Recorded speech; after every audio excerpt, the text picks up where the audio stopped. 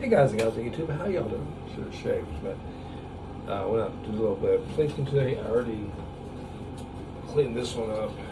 It's crazy and nasty right now, but did some range time, practice stuff. Pretty good time.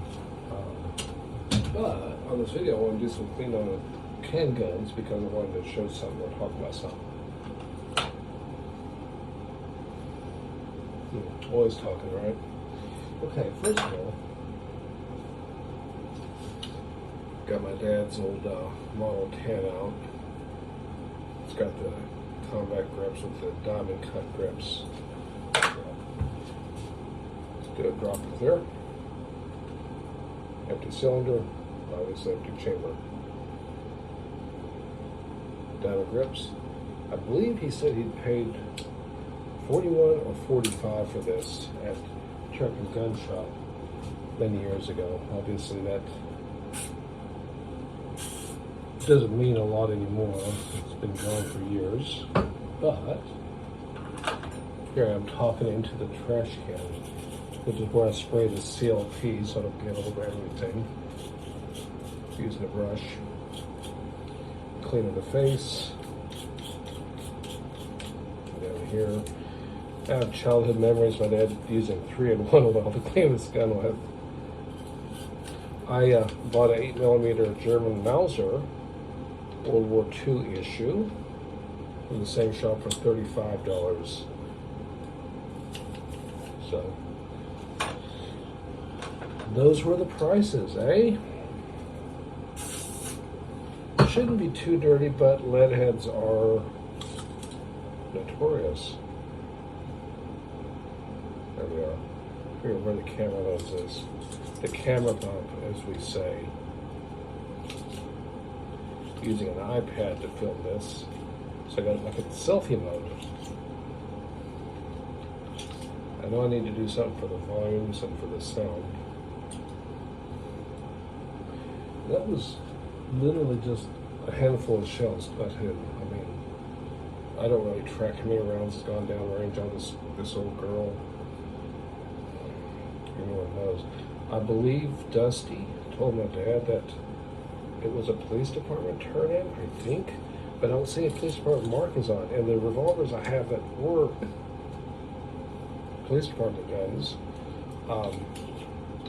usually have department markings on them. Although I have an interesting one that has an evidence marking on it. It was engraved. It was released, but it's got a little bit of gruesome history to it. People forget, you know, there were tools and there was none misused. Oh, maybe I'll show that gun sometime on the channel.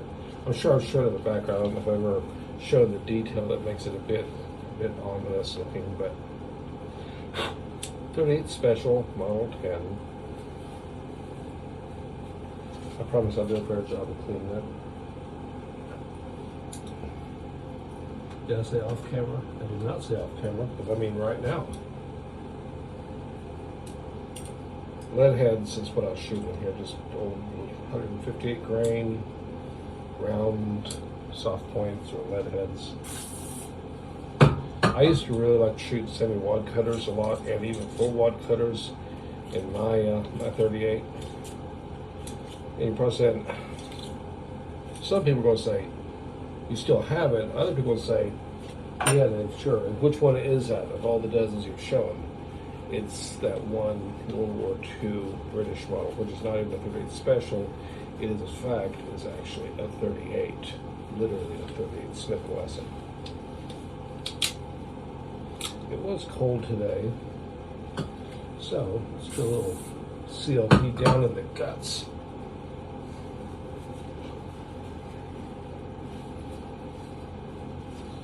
I don't like rust on guns.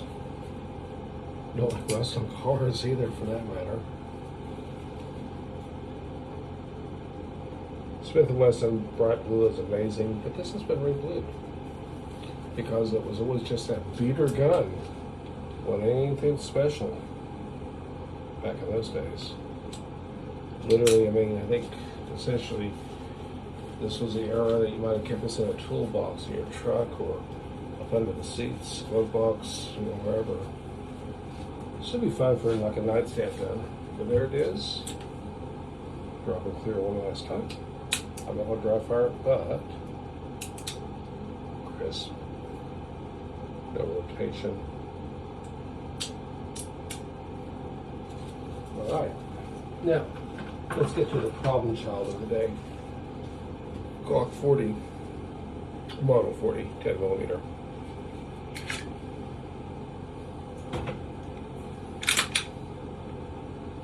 Empty chamber, empty gun.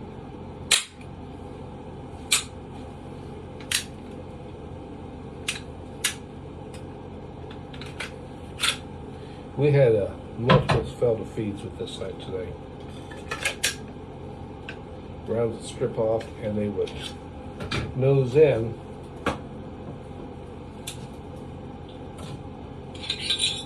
the feed ramp right here. Normally I would say the gun part just needs a break-in period, but it's a Glock, it really shouldn't. So my guess is I did not lube it or anything. It's been sitting dusty on the shelf or actually in another place. And I'm thinking that maybe if you rely on it, maybe making sure it's lubricated and cleaned up, it's probably a good idea. But beyond that, I always tell people, if you got a gun that you're going to actually rely on for self-defense or what have you, take it out and make sure it actually shoots, and do it periodically. Like, actually spend some time. Not to mention, it's probably a good idea to know how it shoots, how the recoil is. It's a heavy gun, this one is, but with a long slide, it does rock a bit in your hand. Not gonna lie there.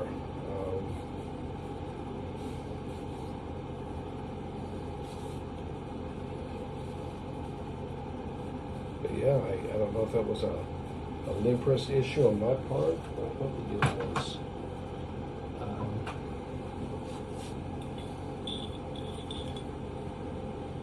These are just paper towels.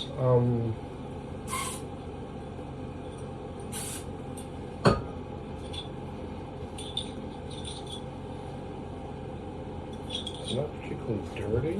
I didn't expect it to be. But maybe keep it a little bit better from a lube would be good. Maybe polishing that feed ramp would be good. Shouldn't have been an issue, but 3 times. 3 times in 50 rounds, less than 50 rounds. It did finally smooth up, but I think maybe going forward, it's a good idea to, keep your stuff clean and make sure there's no dust or anything nasty in there. I don't know. When I was in the training academy, I used to clean Glock barrels, but just stick them in the water and wash them with hot soapy water, which actually works really good, by the way. I'd probably do that here, but I don't have a good nylon brush to do that with. I usually like just like a bottle brush and just, run it through the barrel until it's clean. But this one doesn't probably need it. But I've done torture tests on Glocks where they were pretty nasty inside.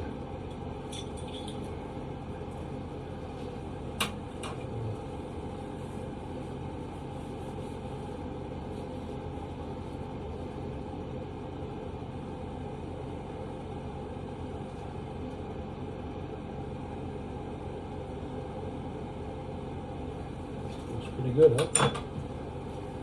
No issues with the spring. Captive spring.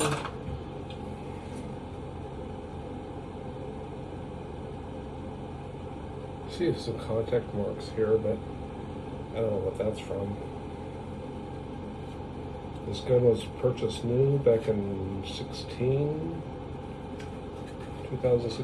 from, I think it's Grandma's Guns.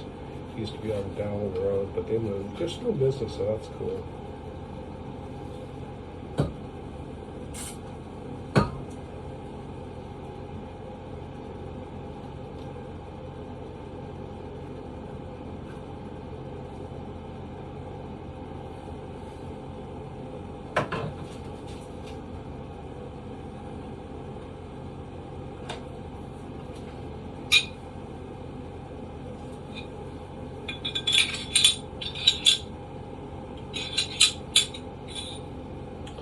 thing about the spray seal I don't like is I'll have to be a little bit more controlled of where I put the stuff at. And sometimes I don't like that it's sprayed all over the place.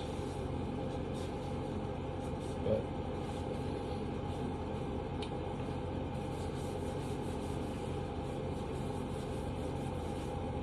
it's okay. It is what it is. But I do like the long slides. Yeah, I just flung that out of my hand, John Wick style.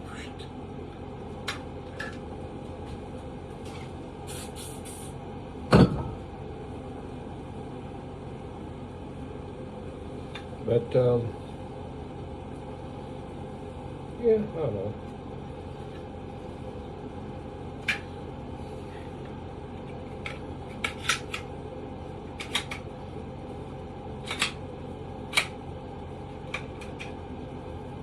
Oh, I see.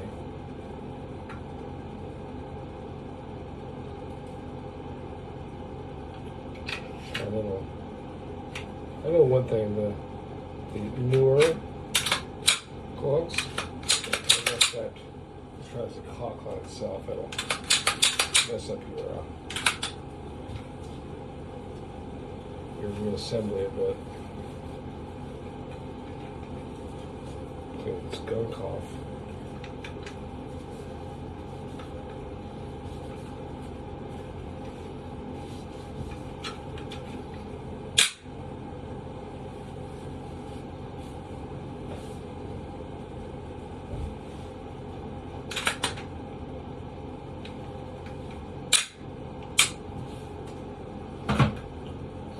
Seems to be good. I appreciate the views out there, the thoughts, the comments, and that's great community.